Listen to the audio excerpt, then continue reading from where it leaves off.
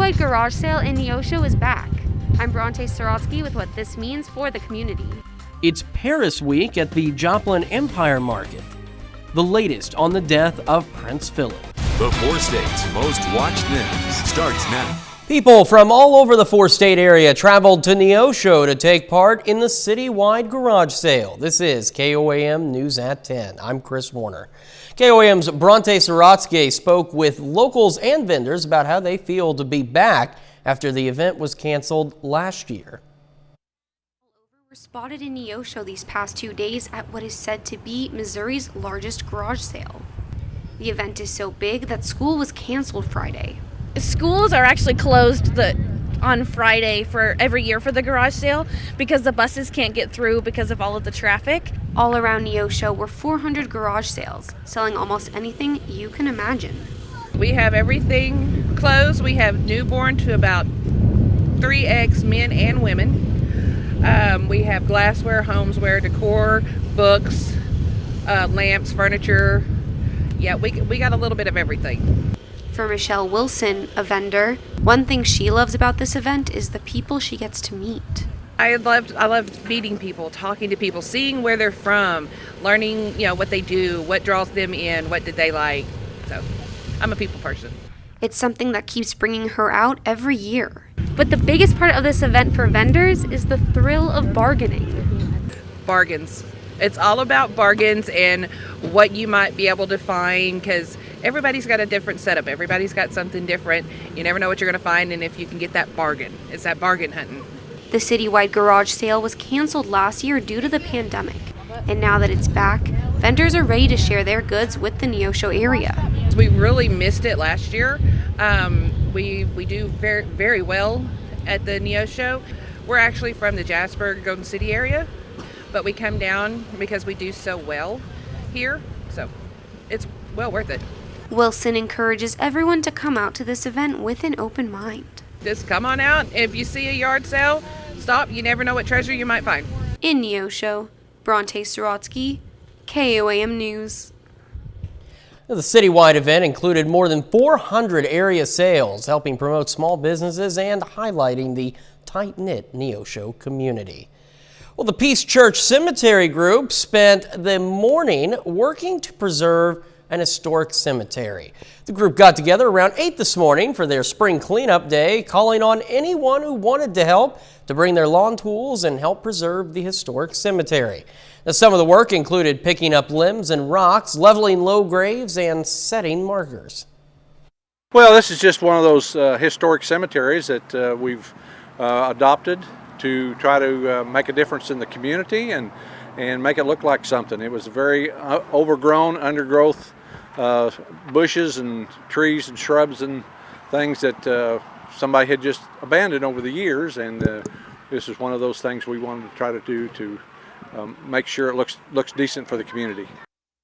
The cemetery was founded in 1840 and is the second oldest in Jasper County.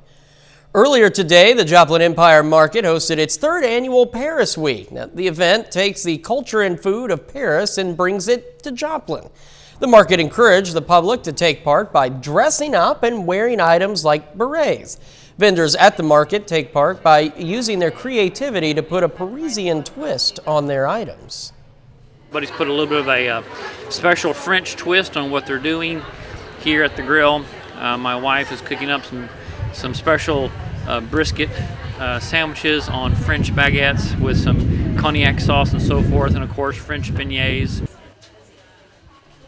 Although this event usually takes place in February, it was postponed to April this year due to the pandemic. And today, nothing like what we saw over the last few days. Chilly, cloudy, cold, miserable, yucky. But at least we were quiet. We That's didn't true. have any severe weather to track like we had to late afternoon and last night, Chris. 46 and 62. We were definitely cooler today compared to yesterday, but we're going to enjoy a nice Sunday to wrap up this weekend with certainly warmer temperatures stopping by only temporarily, unfortunately. But on the plus side, the storm system that gave us a severe weather yesterday and the scattered showers and the clouds today, it's moving on toward the north and east. But for the counties in the blue on the Kansas side, west of 69, You have the frost advisory out until 9 o'clock tomorrow morning because the temperature is still set to tank. Right now we're sitting in the lower to middle 50s, but if you're underneath that frost advisory, you could sneak back into the mid to upper 30s while everybody else drops back into the lower 40s to start Sunday morning out. But everyone's going to enjoy a beautiful Sunday, sunny skies from start to finish, highs in the middle to upper 70s. However, it will not last long, Chris. We'll break down the rest of the week here in a bit. Nick, thank you. Well, one person is dead and 3 others critically injured following a shooting at a Southern Missouri convenience store. Officials say the shooting occurred at Snappy Mart, in the Snappy Mart store in Koshkonong in Oregon County. Now, according to reports, the suspect walked into the store with a handgun and started firing. There were several witnesses in the store who were not injured. Oregon County Sheriff Eric King says the suspect, a 28-year-old from Thayer, Missouri, was arrested 4 hours later in neighboring Howell County. Sheriff King says the suspect and at least one of the victims knew each other. In California, mask mandates remain even as other restrictions are lifted, but elsewhere in the West, conflicting rules lead to confusion. CBS News correspondent Danya Bacchus has the latest. Utah's mask mandate ends today, but not in Salt Lake City. Leaders there say faces must still be covered. I'm using the emergency powers given to the office of mayor to require that masks continue to be worn in all public settings in Salt Lake City. But with some people refusing to comply, businesses are in a bind. We really try to accommodate everybody. We decided today that we would just let it be up to our clients' decisions. No, someone just yelled at me. Clashes over masks continue in Arizona as the governor signs a bill allowing businesses to eventually enforce their own rules, even if that means ignoring state and local orders. Michigan knows the risk. COVID is raging there, out of control. It's everybody against COVID, and we have to keep going until we win. Residents are urged to stay home. We all have to step up our game for the next 2 weeks to bring down rising cases. In the race to vaccinate, more disruptions ahead. Next week, the supply of Johnson & Johnson's one-dose vaccine is set to drop 86% due to manufacturing issues. Late last night, a sharply divided U.S. Supreme Court ordered an end to a California regulation limiting religious worship at home. The state had already announced it would ease more restrictions next week. Danya Bacchus, CBS News, Pasadena, California. We take this time now to honor one of our many four-state heroes. Private First Class Anthony Hill served with the Army from 1951 to 1952 in Korea, his hometown, Miller, Missouri. And we are proud to recognize Private First Class Anthony Hill, tonight's four-state hero. And remember, to learn more about other heroes or nominate one of your own, just head over to our website at KOAMNewsNow.com. And that is a look at our top stories and a quick check of the forecast on the KOAM News at 10. Still ahead, we'll take a look at some of the top health stories of the week.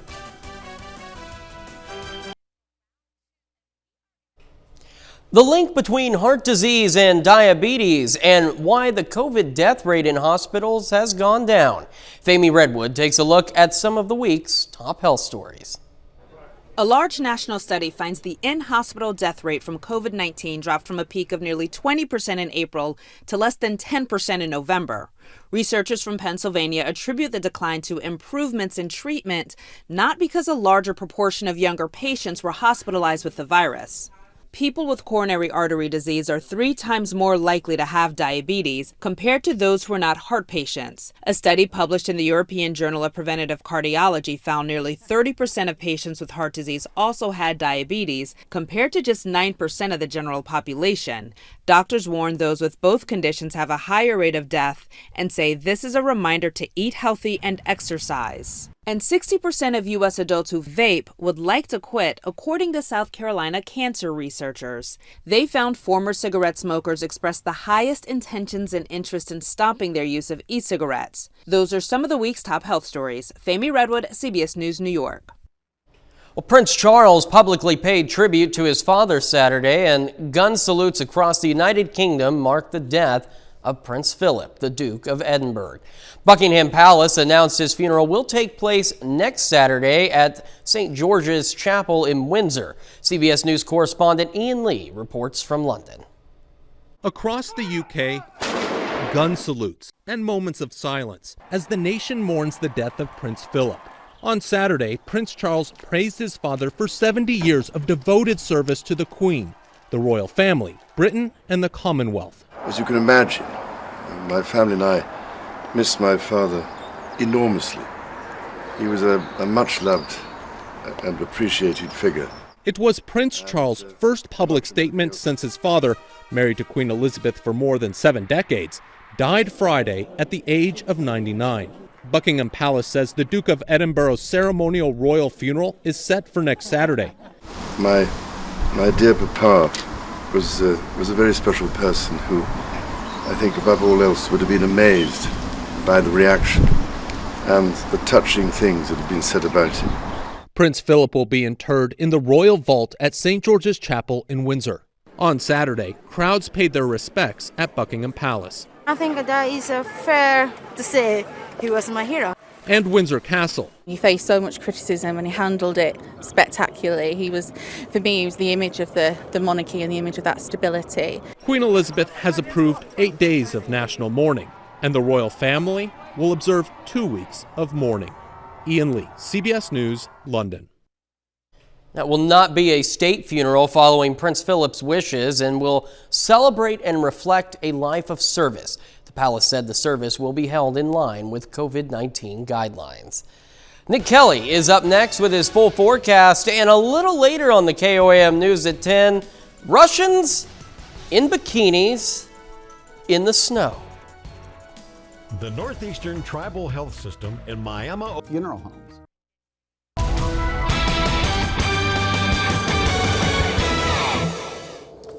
Even though we had to start the day out with quite a bit of cloud cover and even some scattered showers for some of you, is certainly a lot better today compared to the strong to severe thunderstorms we were tracking yesterday afternoon and into last night. A time-lapse from Indigo Sky showed the areas outside of Seneca, Missouri, and the casino grounds in particular. You dodged rain chances, but you had cloud cover to start the day. But thankfully, you enjoyed partly to mostly sunny skies before we hit sunset earlier this evening. It was nice to see things calm down today after our last storm system gave us strong to severe storms yesterday afternoon through last night, and the wraparound moisture from it giving some folks north and east of Pittsburgh and Joplin some scattered rain earlier today. Now all the rain's gone, so in total, we averaged out just under an inch of rain, especially where the rain really came down, even 1.9 inches, a total from the storm system at Joplin Regional. Not only are we done with the rain as the storm system lifts to the north and east, we're just about done with the cloud cover too, before it starts to head back our way as we head into the new work week ahead of us and the school week for the kids. Underneath the clearing skies and a lighter breeze, though, those of you in the blue on the Kansas side, you've got a frost advisory until 9 a.m. because you'll be dropping back potentially into the mid to upper 30s before we all warm up nicely to wrap up the weekend tomorrow. Right now, though, still chilly, but not too terribly cold. 51 in Joplin with that west breeze at about 5 to 10 miles per hour. Most of the Joplin Metro holding between 49 and 51, with a lone exception of Neosho at 54. Everyone's mainly in the lower to middle 50s right now, and the general consensus for the forecast tomorrow has us all starting cool with areas around Joplin in the lower 40s. And then look at tomorrow afternoon, a nice mild Sunday with highs of 74. We're definitely going to enjoy that before we see another change in temperatures roll in very soon. But our last storm system, it's well to the east of us now. The bulk of the rain working across the Great Lakes while any thunderstorms continue closer to the Atlantic. I'm yet watching another cold front to our northwest starting to roll in on Monday. That won't happen until we can get this upper low near Edmonton, Canada to start heading our way. But for tomorrow, we're going to be back underneath this upper level ridge working across the Rockies and the plains. What does that mean for temperatures? Well, it's going to be nice tomorrow. We just need to get past kind of a cold start for the morning. Mid to upper 30s for those of you west of 69 on the Kansas side. Everybody else still rather cool with overnight lows dropping off to 41. A quick look at the day ahead of us, though, shows mostly sunny, if not completely sunny skies from start to finish. And once you get that southwest wind to really kick in tomorrow, we'll push to 65 by noon. Joplin topping out at 74, but everyone's fair game to go mid to upper 70s for a great way to wrap up the weekend. These nice temperatures won't last long, though. Here comes that next cold front as the upper low near Edmonton stays mainly to our north on Monday. That could give us a few showers, but this mainly sets us up for highs in the upper 50s to lower 60s for early next week. Maybe a quick rebound on Thursday, but we'll watch for better rain chances as a stronger system wants to head our way by the end of next week. So 74, beautiful Sunday lineup for us. Upper 50s to near 60 Monday through Wednesday, 63 on Thursday, and staying relatively below normal for the next several days, Chris, although thankfully no severe weather chances on the horizon. I like that. I don't like the cooler temperatures, but I do like that there's not any severe weather on the horizon, at least not right now. Yeah, certainly not for our Sunday. That continues to look nice. That looks beautiful. Nick, thank you so much. Well, coming up in sports, Missouri Southern scores nearly 30 runs in a single game. Plus, two top teams in Webb City and Nixa go head-to-head in a non-conference matchup. Danny Terzer has those highlights next. Nick Kelly.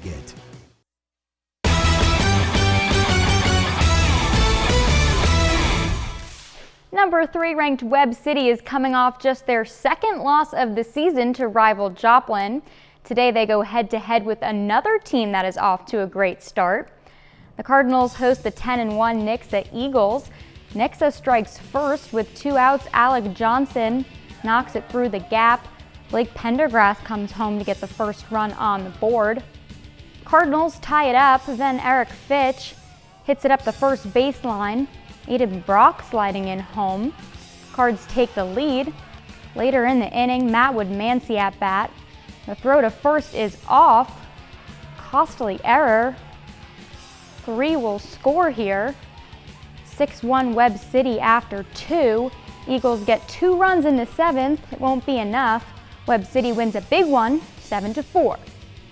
At the college level, Missouri Southern continues their series with Newman. The Lions cruised by the Jets on Friday, 8-1. They are now 19-6. In Game 1 of a doubleheader, Missouri Southern wins 5-2. Corey Cohen gets the win on the mound for the Lions, striking out 8 batters in 6 innings. Henry Kuziak drives in 2 runs. We'll see more of him today. In Game 2, Lions get right to it. Runners on. Here's Henry Kuziak. He crushes it over the back fence. 3-run home run in his 5th of the season. Then Zach Hargrove goes deep. That's a 2-run home run for the Jets. They pull within 1. Missouri Southern building their lead. Troy Gagnon to center for a base hit. Caleb Baker scores. Then it's Kuziak again, goes to the left. That will drive in Gagnon. Lions lead 6-2 after 2. The action continues. Missouri Southern scores 16 runs in the 6th, winning 29-11. Missouri Southern softball also in action today, hosting a doubleheader against Rogers State. In Game 1, Lions win 5-3. Kara Amos goes 2 for 3 at the plate, driving in 2 runs. Rogers State takes Game 2, 7-1. Pittsburgh State baseball has won 10 of their last 12 games. The Gorillas are on a nice 4-game winning streak, heading into a tough series this weekend. They host a doubleheader against number 4 ranked Central Missouri today. Game 1, top of the 7th. Wild pitch allows Harrison Schnurbush to score. 6-1 Mules. Bottom 7, Caleb Carr with a 2-run homer. Gorillas within 3. In the 8th, Alex Madera with a shot to center. That drives in 2 runs. Mules extend their lead to 5. Then Eric Webb sends it over the fence in the right. UCM will take Game 1, 10-3. In Game 2, PSU falls 18-6. Ryan Koval and Tyler Henry get 2 RBI each. The final game of the series will take place tomorrow afternoon. PSU softball coming off a doubleheader loss to Rogers State on Friday. Today they host Northeastern State for 2 more. In Game 1, Keela Griffith with a grand slam to tie the game. The Gorillas come back from a 4-0 deficit to win 7-4. In Game 2, PSU falls 9-7, but get this, Keela Griffith with another grand slam. What a day for her. Independence football opened up their season with a win at home over Butler. They're sitting at number 8 in the rankings. Today they travel to Fort Scott for their second game of the season. Fort Scott is 0-2 to start, looking for a big first win against Independence. Opening kickoff. Ball bounces off the foot of the receiver. Indy picks it up to get possession. Then 2 plays later, Keyshawn Smith goes up the gut for the touchdown. Indy leads by 7. Then the quick pitch is dropped behind the line, kicked around. Indy will eventually come up with it for another turnover. That play will lead to this one. Brock Doman connects with Will Sparks for the touchdown. Pirates up 14-0 after 5 minutes. Indy doesn't take their foot off the gas. They get the win 84-0. That makes history as the most points scored at Fort Scott's Ferry Field. That's it for sports. We've got more news after the break. For over 35 years, range line in Joplin. 700 Russians stripped down to their swimsuits and trunks and slid down mountain slopes for a festival in the Russian resort city of Sochi on Saturday. A total of 738 riders, as you can see here, wearing bright bikinis, braved the cold and defied COVID-19 restrictions for the annual Boogle Woogle Carnival in Sochi's Rosa Couture Resort. The festival began in 2016, has been held each year since, except 2020, when the pandemic forced organizers to cancel. We don't have anything quite like that weather-wise, but would you engage in your bikini or trunks? I saw there were plenty of people in bikinis. Well, trunks or regular clothes, I'm not that good at skiing, so I would probably skip that. I'm not too good at skiing either, but you don't have to worry about it this week with the weather. No, even with a bit of a cool down on the way after tomorrow, Chris, we're not talking about wintry weather entering the picture anytime soon. 74, beautiful day tomorrow, then 50s and 60s for much of the week, and we'll just watch rain chances try to perk up along the way. All right, Nick, thank you. And that's our time for now. Our next news time tomorrow at 9 on Fox 14. We'll be back at 10 on KOAM. And remember, you can catch up on the latest news, weather, sports anytime, anywhere at KOAMNewsNow.com with the KOAM News Now app. And thanks for making us part of your night.